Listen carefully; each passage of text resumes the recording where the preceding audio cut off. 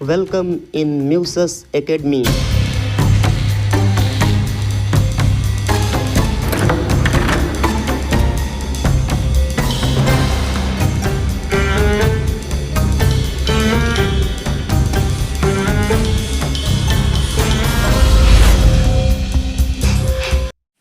Hello my dear friends, कैसे हैं आप सब। आप सबों का म्यूसस एकेडमी में स्वागत है।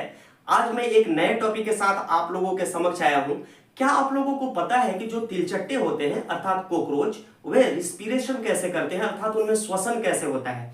देखिए, जो तिलचट्टे होते हैं, तो आपकी बोर्ड पे देखिए, स्क्रीन पे एक फिगर आ रहा होगा तिलचट्टा का। तो जो तिलचट्टे होते हैं उनके बॉडी पे छोटे छोटे छिद्र होते हैं, रंध्र होते हैं, ठीक है।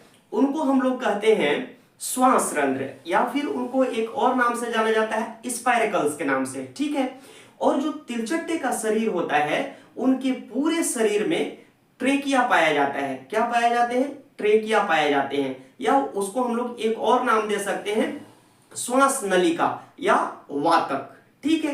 अब क्या होता है कि जो तिलचट्टे के शरीर पे जो छोटे छोटे छिद्र होते हैं, जिनको स्पाइरेकल्स बोलते हैं, स्पाइरेकल्स के माध्यम से क्या होता है कि जो हवा में घुला हुआ ऑक्सीजन है, वो उनके रंध्र के माध्यम से उस ट्रेकिया के भीतर चला जाता है, ठीक है। और ट्रेकिया से फिर उनके उत्तक से होते हुए वह उनके कोशिकाओं तक पहुंच जाता है, और कोशिका के भीतर फिर क्या होता है, श्वसन की क्रिया संपन्न हो जाती है, ठीक है। और वहां से जो ग्लूकोज है या फूड मटेरियल स्टोर है, जब वे टूटते हैं तो उससे ऊर्जा निकलता है, और वहां से क्या निकलता है, कार्बन डाइऑक्साइड। पुनः कार्बन डाइऑक्साइड वहां से उत्तक में पहुंचते हैं, उत्तक से फिर वही ट्रेकिया में पहुंचते हैं, ठीक है। और ट्रेकिया से फिर कहां पे पहुंच जाते हैं, रंध्र में पहुंच जाते हैं, मतलब स्पाइरिकल्स में पहुंच जाते हैं, और स्पाइरिकल्स से वो क्या होते हैं, बॉडी के बाहर आ जाते हैं। इसी तरह से जो तिलचट्टे हैं उनमें श्वसन की क्रिया संपन्न होती है। तो अब आप बात समझ गए होंगे कि तिलचट्टे में श्वसन कैसा होता है। चलिए, लाइक शेयर और फॉलो करना बिल्कुल नहीं भूलिएगा, ताकि मैं आप लोगों के लिए इसी तरह से इंफॉर्मेटिव वीडियो लेकर के